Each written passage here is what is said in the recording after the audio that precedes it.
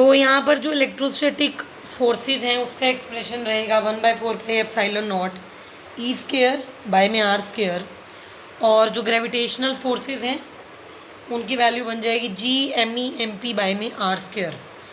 तो अगर मैं रेशो ले लूँ दोनों की तो बनेगी आपकी FE/FG is equal to 1/4πε0 E square by में G_ME_MP। ये आपकी बन जाएगी रेशो ऑफ देयर मैग्नीट्यूड्स। जैसे कि आपका जो ए पार्ट है इस क्वेश्चन में, उसमें बोला गया है कि आपको रेशो निकालनी है मैग्नीट्यूड्स ऑफ टू फोर्सेस की। तो आपके पास यहाँ पर बच्चों दोनों फोर्सेस हैं और मैंने उनको रेशो फॉर्म में लिख दिया है। आगे चलते हैं। तो आपकी जो रेशो है वो क्या बन जाएगी, FE/FG इज इक्वल टू 1/4πε0 की जगह आ जाएगा 9 × 10⁻⁹ ई स्क्वायर यानी कि 1.6 × 10⁻⁻19 का होल स्क्वायर। जो ई है आपका उसकी जो वैल्यू होती है वो कितनी होती है, 1.6 × 10⁻⁻19। टेंथ में ये चीज़ आ जाती है। डिवाइड बाय में जो ग्रेविटेशनल कांस्टेंट है जी, उसकी वैल्यू है 6.67 × 10⁻⁻11। मास ऑफ इलेक्ट्रॉन और मास ऑफ प्रोटॉन की जो वैल्यूज़ हैं वो हमने यहाँ पर लगाई हैं। तो जब आप यूजिंग सिंपल मैथमेटिक्स इस रेशो की वैल्यू को निकालोगे तो बनेगी 2.3 × 10⁻39, 2.3 × 10⁻39। तो ये तो बात रही आपकी जब मैंने रेशो निकाली है उस केस में जब मेरे पास एक इलेक्ट्रॉन है और एक प्रोटॉन है। जब मैंने रेशो निकाली है कूलम्स लॉ की और न्यूटन लॉ की, और मेरे पास एक इलेक्ट्रॉन और एक प्रोटॉन है। अब इस रेशो की वैल्यू किस तरीके से चेंज होती है बच्चों, जब हमारे पास दो प्रोटॉन होते हैं। आपके पास एक सिस्टम है, उस सिस्टम में आपके पास दो प्रोटॉन हैं, you have 2 protons with you. तो उस केस में आपकी जो रेशो है उसकी वैल्यू कैसे चेंज होगी। बहुत ऑब्वियस सी बात है कि अगर आपने पहले केस में ME और MP लिया था तो इस केस में आप दोनों जगह MP लोगे, क्योंकि आप दो प्रोटॉन की बात कर रहे हो। जैसे कि आपकी पहले जो रेशो थी वो क्या थी, 1/4πε0 ई स्क्वायर बाय में G_ME_MP ये थी। तो अब रेशो क्या बन जाएगी, 1/4πε0 ई स्क्वायर बाय में G_MP_MP। यानी पहले ME और MP मास ऑफ इलेक्ट्रॉन और मास ऑफ प्रोटॉन थे। तो अब हम लोगों के पास क्या है, दोनों ही केस में we have mass of proton with us. हमारे पास मास ऑफ प्रोटॉन है। नाउ वैल्यूज अगेन पुट कर दीजिए। 1/4πε0 की वैल्यू क्या होगी, 9 × 10⁻9 ई स्क्वायर यानी कि 1.6 × 10⁻⁻19 का स्क्वायर, जी यानी कि 6.67 × 10⁻⁻11, MP × MP यानी MP square mass of proton का स्क्वायर यानी 1.66 × 10⁻⁻27 का होल स्क्वायर।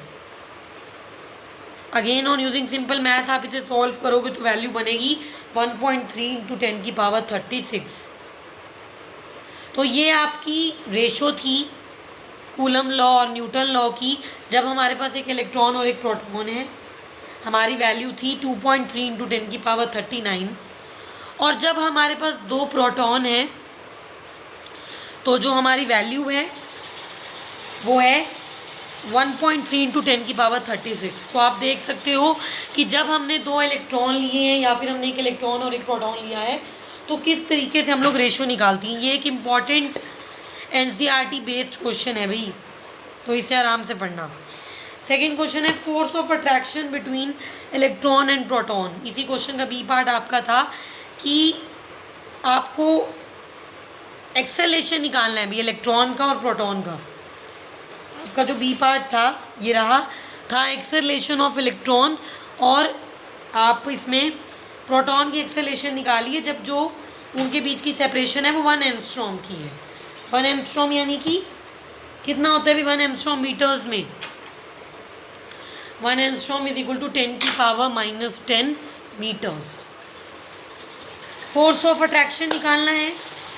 अगर एक्सेलरेशन निकालनी है तो फोर्स निकालना पड़ेगा ना, F is equal to M A is equal to F by M.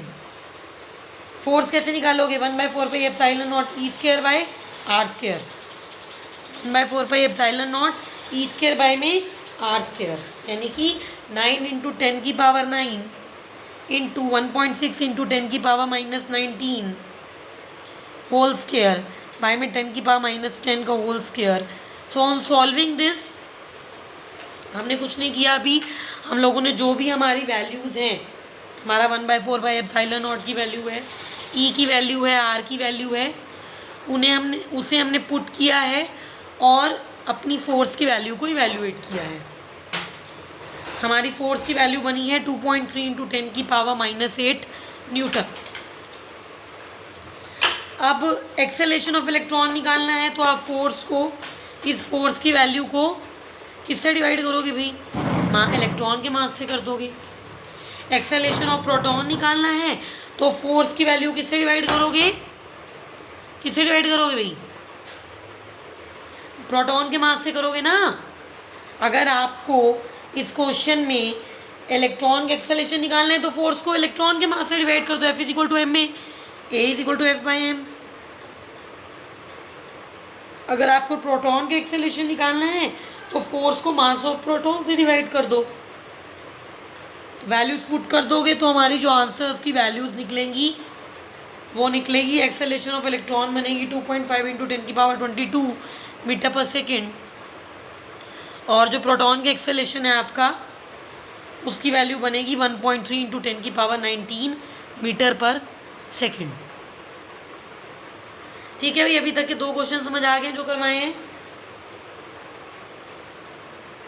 Next question है हमारा, उसमें चलते हैं। Dielectric constant of medium is unity, what will be it's permittivity.